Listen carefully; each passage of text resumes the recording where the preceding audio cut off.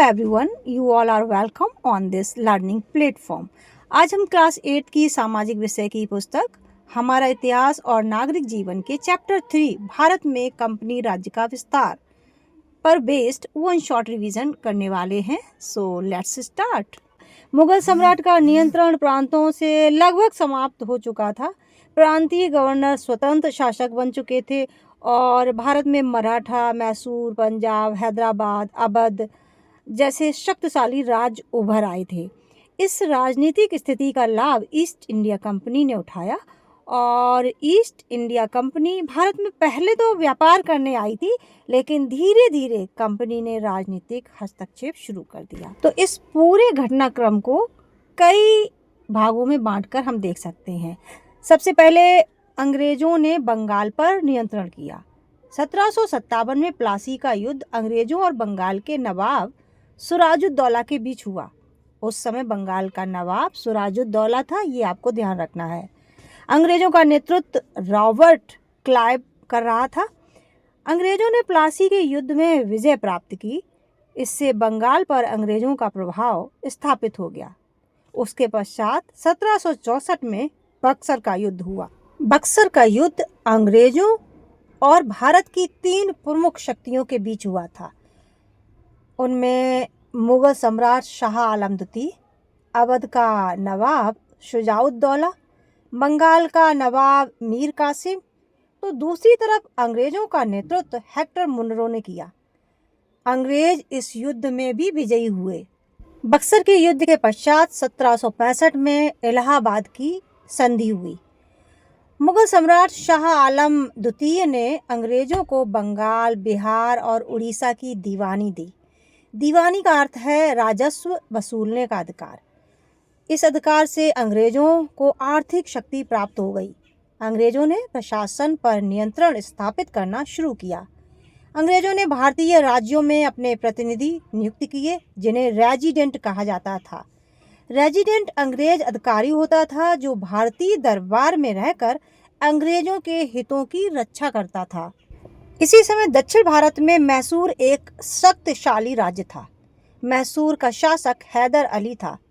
हैदर अली अंग्रेजों का कट्टर विरोधी था. मैसूर पर अंग्रेजों के अधिकार के क्रम में कई युद्ध हुए.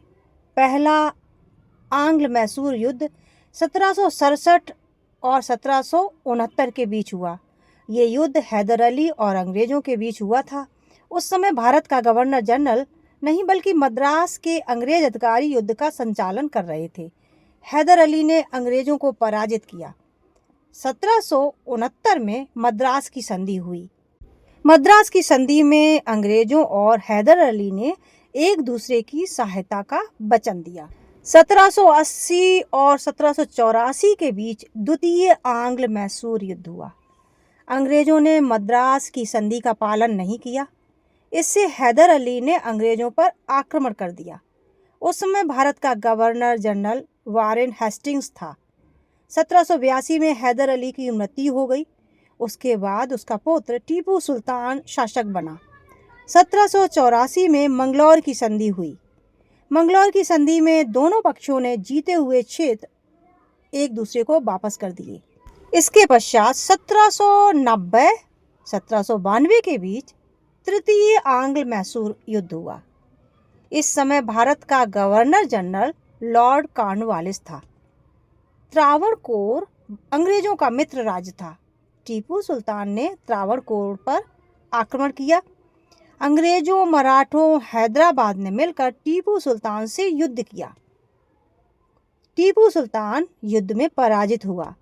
1792 में श्रीरंगपट्टनम की संधि हुई. टीपू सुल्तान को आधा राज्य अंग्रेजों को देना पड़ा. टीपू सुल्तान को 3 करोड़ रुपए भी क्षतिपूर्ति के रूप में देने पड़े.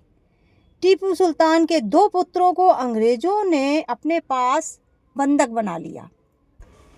1799 में चतुर्थ आंग्ल मैसूर युद्ध हुआ. इस समय भारत का गवर्नर जनरल लॉर्ड वेलेस्ली था. अंग्रेजों और टीपू सुल्तान के बीच युद्ध हुआ.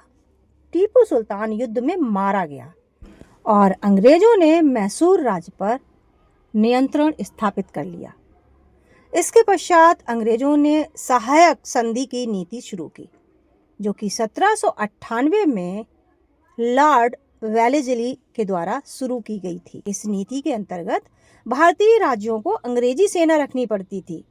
राज्य को अंग्रेजों का रेजिडेंट रखना पड़ता था और राज्यों की स्वतंत्रता लगभग समाप्त हो जाती थी यदि वे इस सहायक संधि को स्वीकार करते थे।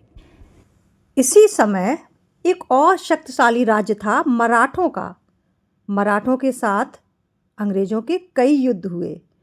प्रथम आंग्ल मराठा युद्ध 1775 से 1782 ईस्वी के बीच हुआ। इस समय गवर्नर जनरल वारेन हेस्टिंग्स था और 1782 में सालबाई की संधि हुई। द्वितीय आंग्ल मराठा युद्ध 1803 और 1805 ईस्वी के मध्य हुआ। इस समय गवर्नर जनरल लॉर्ड वेलेस्ली था। अंग्रेजों ने मराठों को हरा दिया। अंग्रेजों ने दिल्ली और आगरा पर अधिकार कर लिया। तृतीय आंग्ल मराठा युद्ध 1817 से 1818 ईस्वी के मध्य हुआ। इस समय अंग्रेजों का जो गवर्नर जनरल है वो लॉर्ड हेस्टिंग्स था। इस युद्ध में मराठों की हार हुई और मराठा शक्ति लगभग समाप्त हो गई। इसी समय भारत में एक शक्ति थी जो कि पिंडारी कहे जाते थे। ये लुटेरे सैनिक थे। इन्होंने भी अंग्रेजों को परेशान किया, लेकिन अंग्रेजों ने पिंडारियों का दमन कर दिया और पिंडारी शक्ति भी समाप्त हो गई। 1814 से 1816 ईस्वी के बीच अंग्रेज और नेपालियों के बीच युद्ध हुआ। इस समय अंग्रेजों का गवर्नर जनरल लॉर्ड हेस्टिंग्स था। 1816 में सुगौली की संधि हुई। नेपाल ने अपना कुछ क्षेत्र अंग्रेजों को दे दिया। 1824 से 1826 ईस्वी के बीच अंग्रेजों और बर्मा के बीच युद्ध हुआ। इस समय गवर्नर जनरल लॉर्ड एम हस्ट था। 1826 में बर्मा और अंग्रेजों के बीच यानडाबू की संधि हुई। 1838 में अंग्रेजों और अफगान के बीच युद्ध हुआ। इस समय अंग्रेजों का गवर्नर जनरल लॉर्ड ऑकलैंड था। 1838 में त्रिपक्षीय संधि हो गई। ये संधि अंग्रेजों, शाह शुजा और रंजीत सिंह के बीच हुई थी। फिर अंग्रेजों का सिखों से युद्ध हुआ। प्रथम आंग्ल सिख युद्ध 1845 से 1846 ईस्वी के बीच हुआ। इस समय गवर्नर जनरल लॉर्ड हार्डिंग था। सिखों की इस युद्ध में हार हुई। 1846 में लाहौर की संधि हुई। 1848 से 1849 ईस्वी के बीच द्वितीय आंग्ल सिख युद्ध हुआ। इस समय अंग्रेजों का गवर्नर जनरल लॉर्ड डलहौजी था। अंग्रेजों ने पंजाब को अपने राज्य में मिला लिया। इसके पश्चात डलहौजी ने अपनी राज्यों की विलय नीति शुरू की। विलय नीति लॉर्ड डलहौजी ने शुरू की थी और लॉर्ड डलहौजी ने पहला जो राज्य विलय नीति के अंतर्गत मिलाया था वो सतारा था। उसके पश्चात झांसी, नागपुर को भी इन्होंने अंग्रेजी शासन में शामिल कर लिया। कुशासन का आरोप लगाकर 1856 में अवध का विलय भी अंग्रेजी शासन में कर लिया गया।